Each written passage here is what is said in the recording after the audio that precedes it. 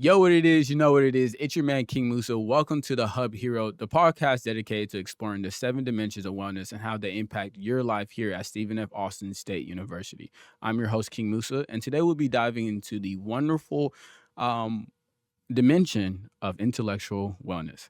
In this episode, we'll be exploring the importance of engaging creative and stimulating mental activities, embracing lifelong learning, and honing problem solving and critical thinking skills. I'll be speaking with Johnathan Helmke, the library director, to uncover resources and support available at SFA to enhance your intellectual wellness. Let's get started. Joining me now is Johnathan Helmke, the library director. Welcome, Johnathan. Thank you very much for having me. Yes, sir. Before we get started, I have a quick question for Yes. you. What is your favorite style of media? Are you more TV watcher, more into books? I know you're the library director. Actually, that's a misnomer for Ooh. librarians. We see on movies, TV shows about librarians, usually like Ghostbusters. You have that one scene that the lady was carting books, Yes. I think down the basement. It's been a while since I've seen the movie. And it's so funny that people kind of get this image of a lady with the bun, and so with being a male, actually, it's kind Right. of surprising. And so one thing I kind of misnomer is that people ask me, you just must read all day. No, I don't read all day. Actually, I'm more of a consumer of short snippets of news stories. Okay. I'm a political science major, my BA, and I got my master's of library science Right. then after that. So I'm always been interested in like this political season is really engaging. with Right, me, right. of all the Ooh. media and also the change in media over the years. We had our traditional, I grew up as a kid on traditional TV, 3 major networks, Yeah. no cable for a while. Then cable kind of came in the scene, I would say late 80s when I was like 10, Yes, sir. 15, like that.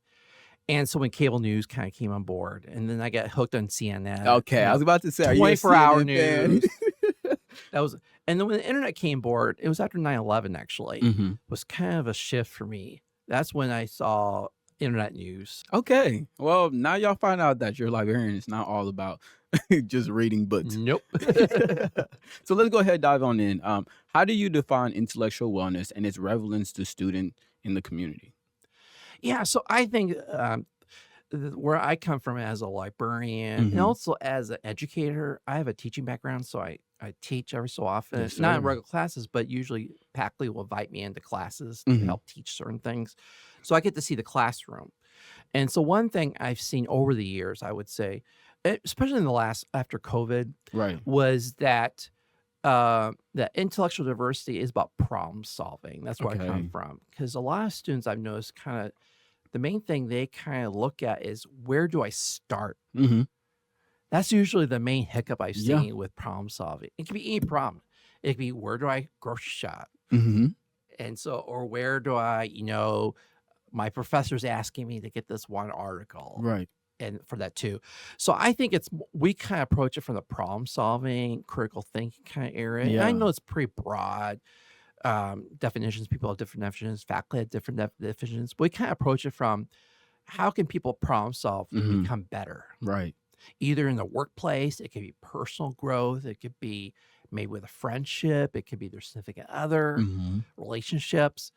And so I'll talk about it a little later on about that. But Actually, let's dive Yeah, into that. I want yeah. to know, because you bring up something that's very important. Problem solving and critical thinking is something that you need into your intellectual wellness, and most people won't move forward until they know, where do I start? And I've Yeah. seen when you're doing your homework and you don't even know how to start the math problem or what equation you need, so you're not willing to do it. So how does a student learn where to start or how to start problem solving? Yeah. And I've noticed over the years as I've been working with students, Mhm. especially in this year, I've noticed a kind of shift a little bit, is that students, they don't know where to start because they have some sort of fear. Right. They're fearful of failure Mm-hmm. and they're fearful of asking the wrong question. Mm. They may feel like, oh, if I ask that question, then I feel less smart or I feel less, people will look at me the wrong way. You said it the nice way. I've been saying I feel dumb if I ask the wrong Well, question. sometimes I say that, not to Right. students, but in my mind, I'm going, okay, And so I tell students is that there's no dumb question. Okay. So you got to get rid of that fear first. Hmm. Um, that's where you may talk to somebody and say, hey, I don't know where to approach this, Right. either with a relationship or it could be, your academics, Hmm. your classes. It could be maybe your first internship Right. or in a professional setting and you don't know anybody. Right. And so I tell students is that once you get rid of that fear, Hmm. or at least not get rid of it, but at least temper it down, Hmm. is that then I suggest to people is that then you go ask that question. Okay. And it could be really scaled down. It doesn't have to be this big, grandiose question, Right. but it could be, okay, my internship boss, where do I start? You asked me to do this. I don't understand this. Yes. How do I move from point A to point B? And so I think when students do that, they told me this, that the light bulb turns on Yes. for them and the other person Hmm. that's on the receptacle end. And so that's been the key for me when I work with students is that they say, where to start?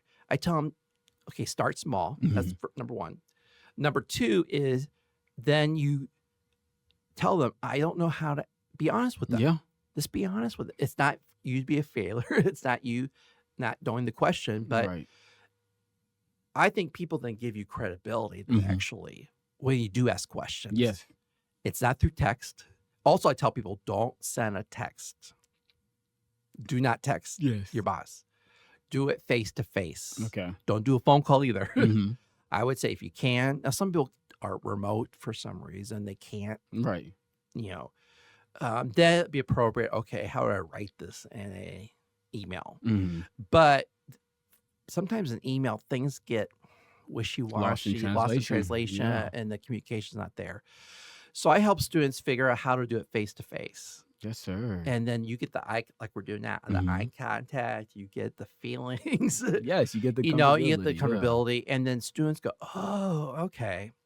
So that's one thing I've noticed. Yes, sir. That if you start small and you do that initial question, then they're more be successful. Okay. Either their class, and this works in the classroom too.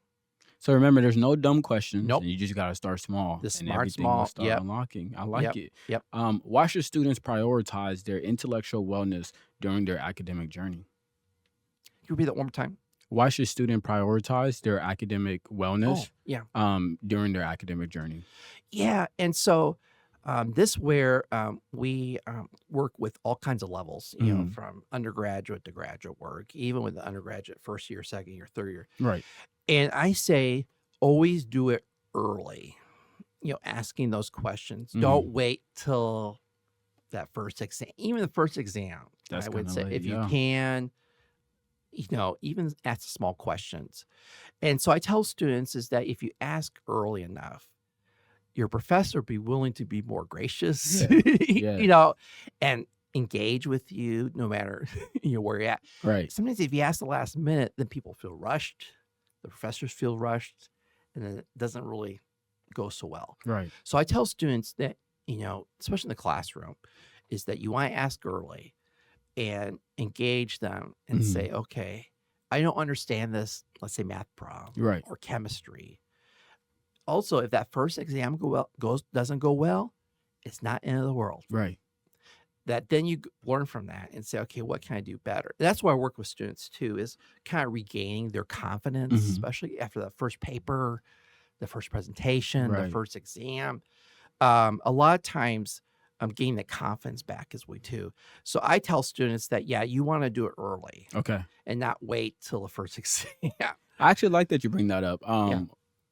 I'm a talker when it comes to being in class, right? But I've learned that when you're asking questions in class, there's a difference of active participation and asking a question versus if you've been zoned out and now you're having somebody just repeat a question. It's more annoying when you have a person who's just, what did you say? What did you say? Versus I acknowledge everything that you said. Hey, okay, I got that you explained this. I got that you explained that, but I don't understand how we're going to turn this into that. And English class used to be my favorite place to be because we're learning how to communicate. We're learning how to be. Yeah. And so I think too is that based on going off your point there, is that students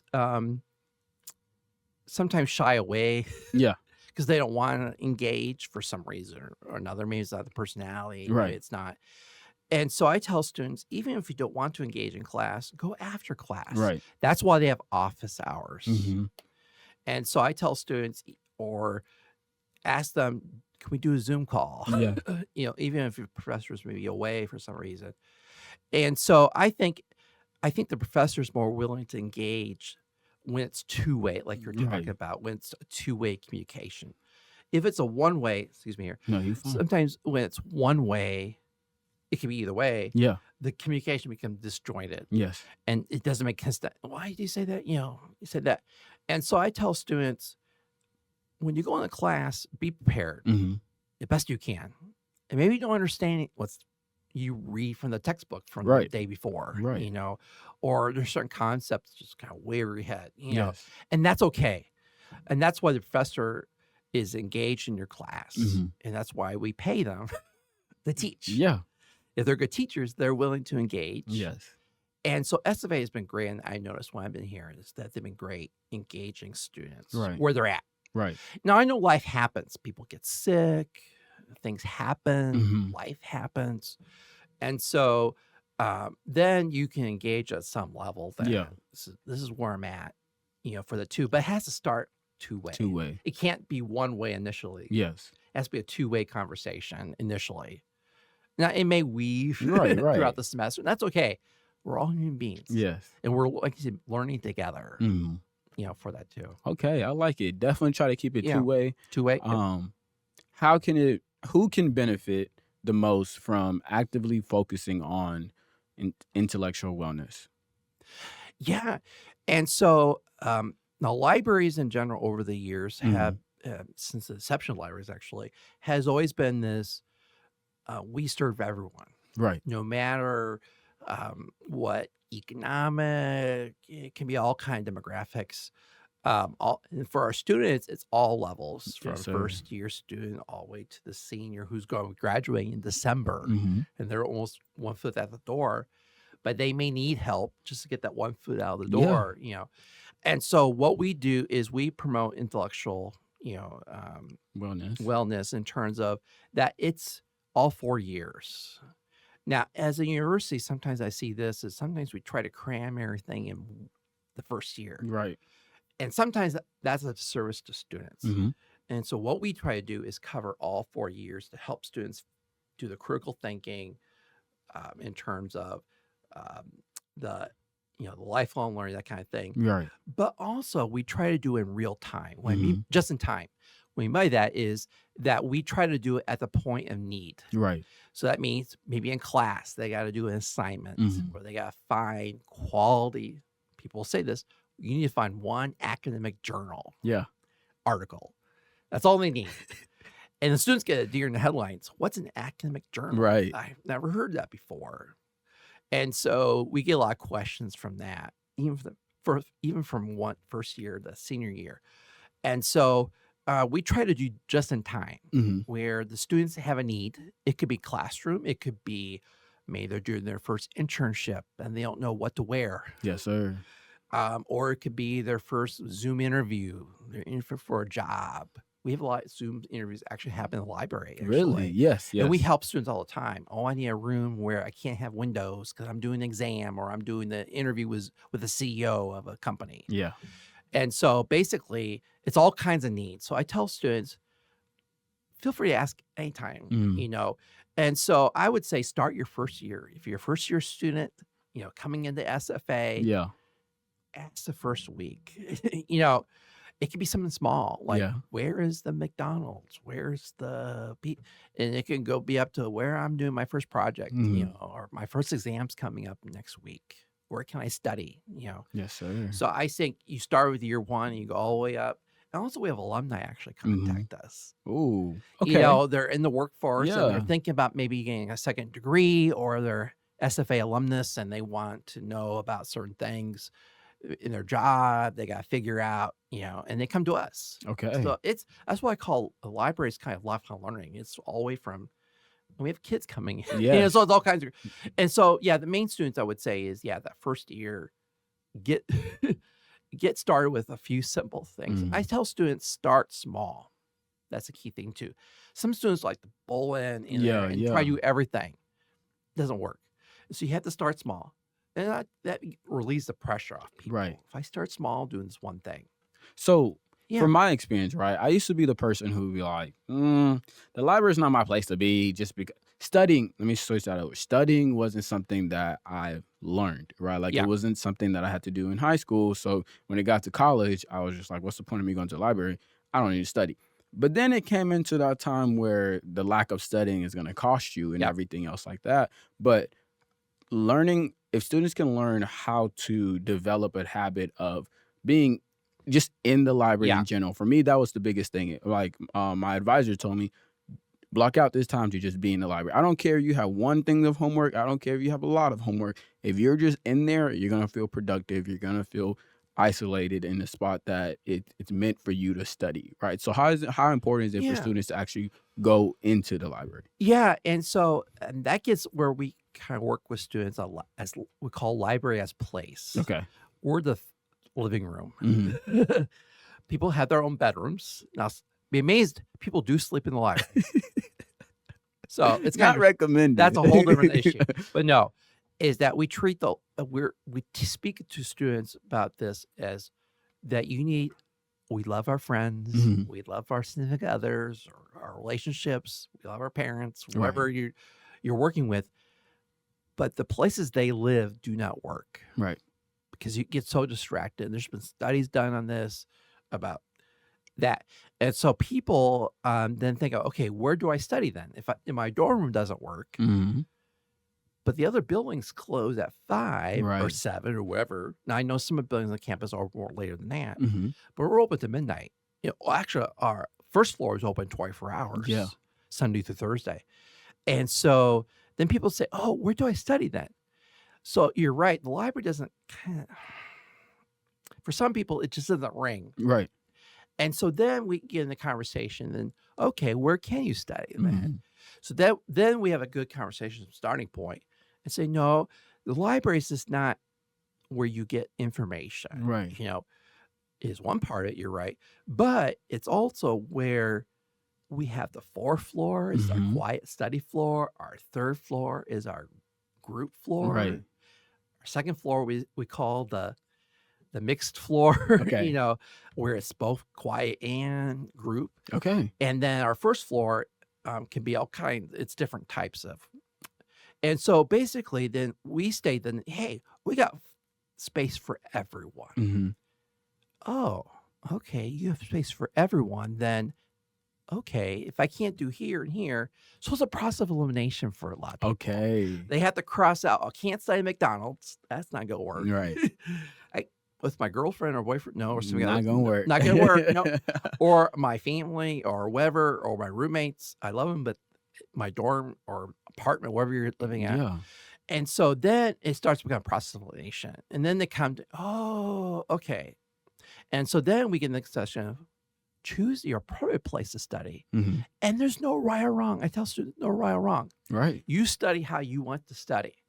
And so then we get in a conversation. Okay, where's the quiet floor? Okay, Right. it's our 4th floor. And then we say, okay, where can I study with friends? I want to Mhm. study with other people in my class. We're studying for a test in my class. We're going to do whiteboards. Oh, you have whiteboards? Okay. Yeah. The rolling whiteboards, I call it. And so, okay, you have those? Yeah. It's okay. 2nd floor, okay. And so the people come back actually after they do the one time. John, you were right. John, you're right. This is where I play my other role as a librarian is playing Dr. Phil. Right. Dr. Phil, you're good out there if you listen to this podcast, And so it's great that I can help students that kind of figure out where they can study, Mhm. and I say to them, you can study at all times. If you're a morning person, Right. fine. If you're a late night person at midnight to 2, that's Mhm. where you study best, that's fine too. And also we've noticed a lot of people work now. Yeah.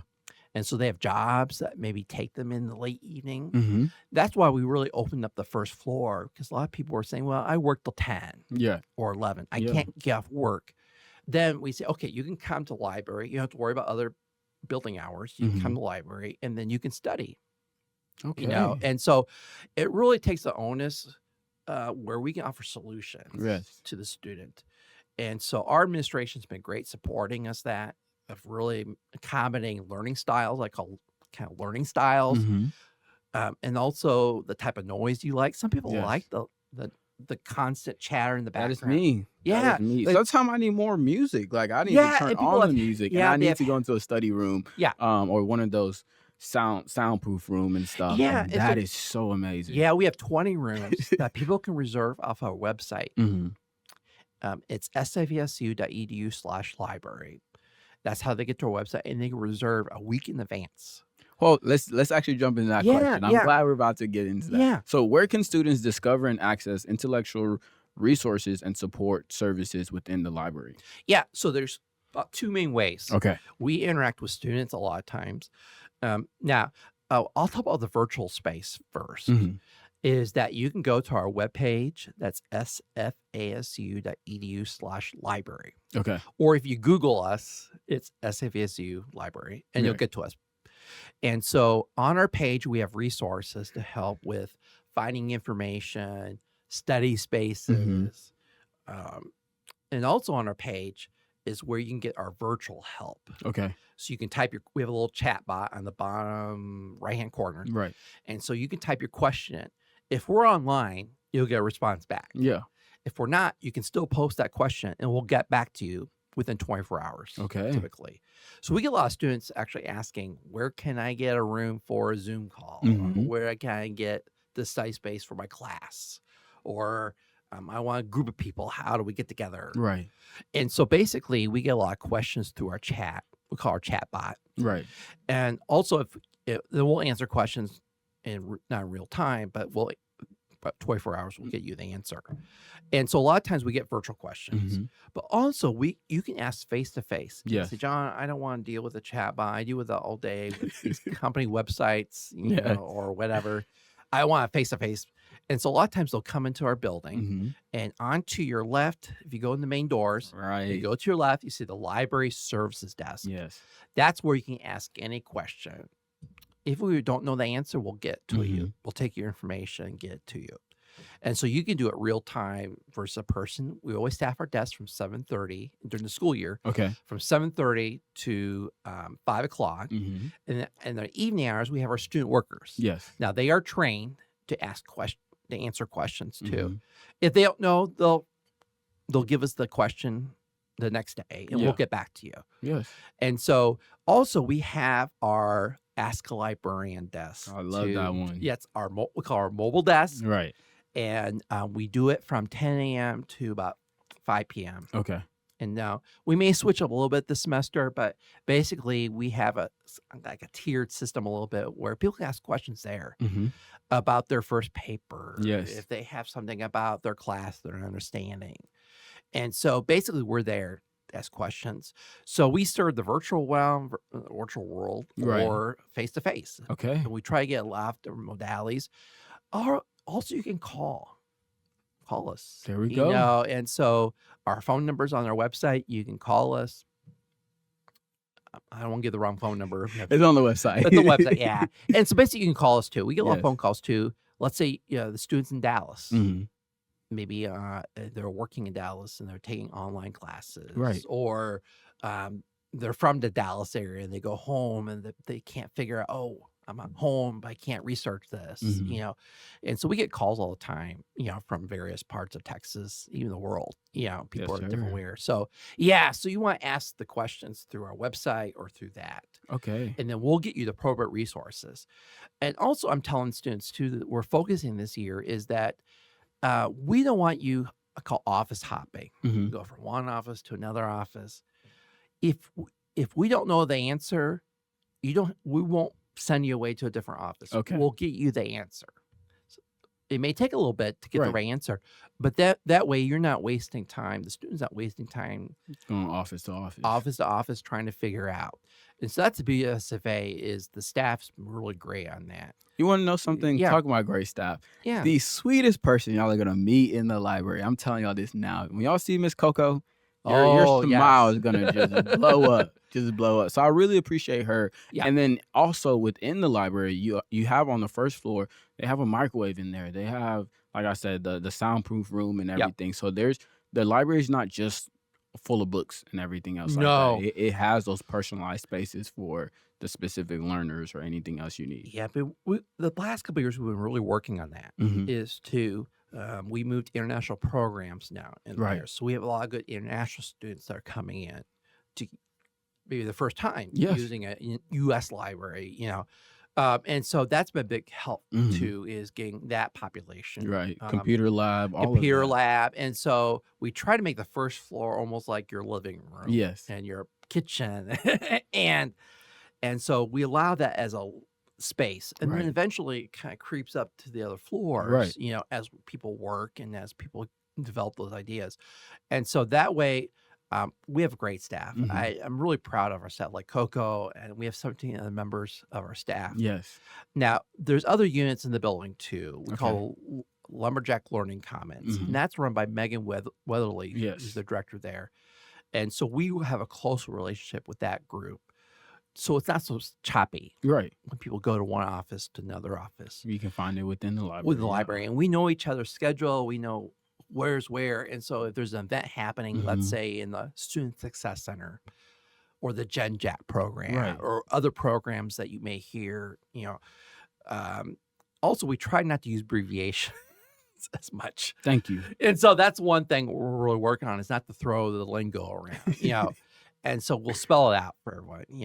And so basically then we try to know each other's programs so it Mhm. doesn't feel like, if we don't know the answer, we'll get to you. Right. So that's the neat thing about our library. It's very unique compared to other libraries across the state, Right. actually, in academic libraries, is that we're one unit.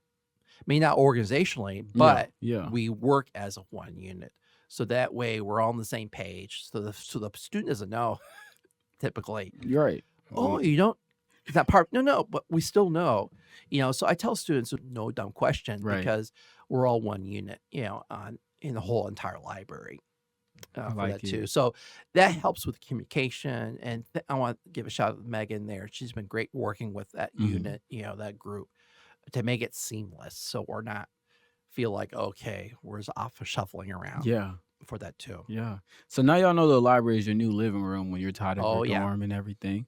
My next question, how Yeah. can students enhance their intellectual wellness through various means provided by the library? So in a sense, I know you brought up the different rooms Yeah. and everything on the floor in the library. How does a student understand, okay, the computer lab, the ARC, the makerspace, the learning commons?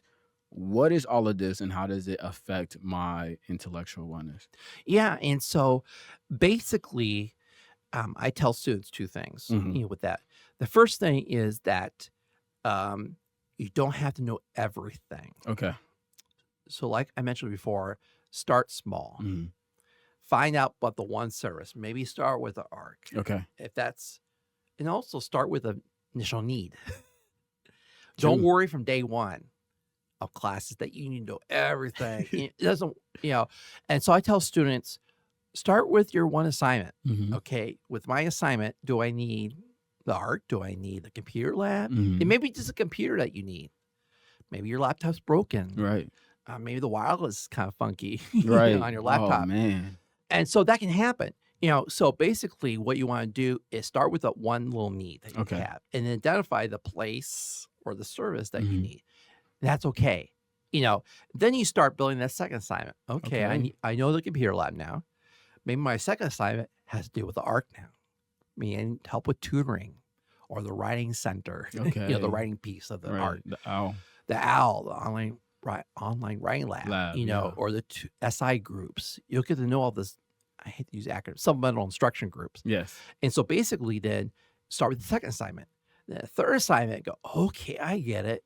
Now I can use the makerspace Mhm. now to do maybe assignment 3 Right. in my other classes. Maybe I engage with the librarian because I need to find an article. Right. My first article I need to read for class. So I tell students, always use a point of need Okay. and then start with one need. Identify and I then like it. figure it out. Yeah. That way it's not so daunting. It's not so overwhelming. Mhm.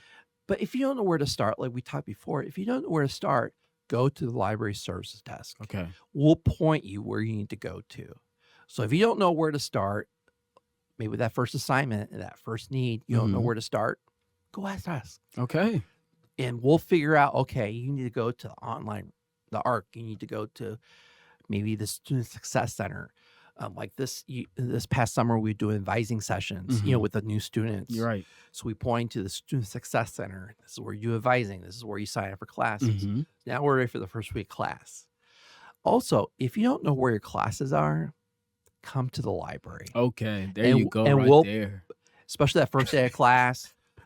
Where is the business classes? Where my human sciences class, Mhm. the human sciences building? Where? So come to the library the Okay. first day. I know the student. I think sometimes the ARC has a table. They'll have a table in the front Mhm. area of the library, and we point students.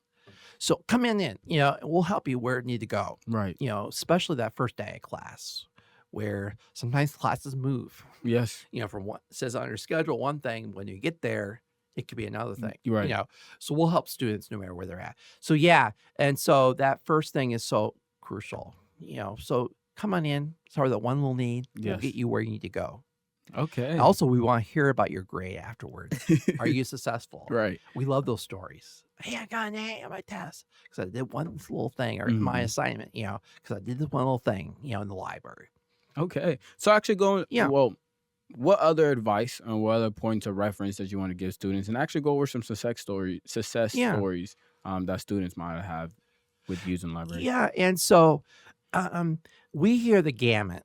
Okay. I think for a lot of questions I hear from students, now I can't speak for my other staff members, but sometimes we hear stories. The first thing is that the staff are great listeners. You just want to bounce ideas off, Right. or just want you to listen to my problem Mhm. or issue I'm having. It could be any issue. And so that's where we get into where we're great listeners. Okay. If you just want somebody to listen, not offer solutions, Right. not offer advice, it's like just being a listener. And then it slowly digests. And so the success stories we had is where we're listeners to Mhm. people. Yes, sir. The second thing is that another success story is my first exam or my first paper, Mhm. and we got them the article they needed or the couple articles they needed. Yeah. And a lot of times we get right away, "Oh, John, thank you." That's where success is also the thank yous we get. Yes. Thank you. I got an A actually on my paper or presentation Yeah. because I actually found a quality source that my Okay. professor likes me to see in my bibliography Right. or my presentation. It's not just Joe Schmo's website, Mhm. but you actually did a little investigation and research on that topic, and you found quality sources. Okay. Also, too, is we found students actually paying for the articles where it's free through us. So I tell students, Wow. do not pay for anything. Wow. We'll get the article for you. And that's where we get the success story, too, is that people are not paying for stuff. Mhm. We had one student one time, I think it was a couple $100. They were paying their credit cards, and they didn't realize the library paid for the content. Man. So, yeah, so a lot of times it's a financial thing, too, I've noticed. Another success story is that I give students advice on, too, is their first internship or their first job, Mhm. where they need help with their resume, or they want to bounce ideas for an interview question, Yes, or sir. they want another pair of eyes. Now, the Career Center is great. We have a great relationship with the Career Center and other student life Right. that helps with that, too. But we're a partner in that. Okay. And so that way students can come to us, hey, what about this? If I know the answer, I'll find the answer for them, Yes. or where they go to. So we get a lot of thank yous for, oh, yeah, I got my first internship. Thank you for the article. So I spoke about the Wall Street Journal article in my interview and impressed them that I actually read, an article. Yeah. And so the light bulbs kind of turned on. And so, yeah. And so also my first job, we get a lot of thank yous for that too, successes for that too. Man. And so, or I get in graduate school, or I'm, There you go. Yeah. or thank you for advice about the car. I'm buying my first car, or financial advice. It runs the gamut. So the main thing for all those stories is the common theme is they ask the question. Okay. So is there anything else you want students to know about the library services? Yeah. 3 things. The Okay. first thing is that um, we're here to help. Okay. No matter it could be, like I said, academic question. It could be a more personal question about wellness, personal Mhm. wellness. It could be something about their career. It could be something about something they're thinking about doing. And so I tell people is that there's no um, dumb question for that. And Mhm. also too is that don't feel ashamed about it. Yes, sir. And even if it's small, we're going to help you out. So the library is a place for help, um, no matter what it is. It will get you the answer. The second thing is that we see grade jumps actually from C's to A's, B's to A's Yes. because they get their study area. Another thing is then they get the information that they need. Yes. So it's not like they're going off Wikipedia or going. Now Wikipedia has a role Mhm. like anything else, but it's starting to get the critical thinking part going. What information do I need, and what's quality information? Right. And the third thing I would say is that um, that doesn't end first year. You're going to be asking questions second year, third year, Yes, fourth year. sir. So I tell students keep asking the questions. And so we're here to help for that too. And make it your personal living room. Make it your Make it your personal living room. And that can be virtual too. It could be the place, a physical place. So that's why we're here for all students. I appreciate you. Well, No, thank you, Mr. Helmke, for thank sharing you. your valuable insight into intellectual wellness and how students can cultivate their mental growth. That wraps up today's episode of The Hub Hero. Remember, intellectual wellness is a vital part of your overall well-being. Enhance lifelong learning and take advantage of the resources available to you here at SFA. Subscribe to our podcast for more insight into the various dimensions of wellness. Connect with us on social media to share your experience and thoughts. Until next time, keep expanding your mind and explore new horizon. Have a great day.